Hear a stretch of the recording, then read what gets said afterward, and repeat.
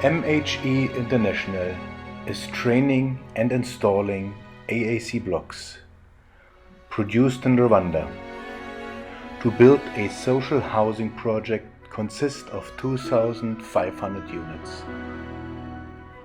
MHE, with its certified trainers, are teaching 45 masons how to install AAC blocks and how to use the material properly. MHE International became a specialist in social housing projects in Africa and are holding also classes and seminars in schools and offering a certified program to become a mason.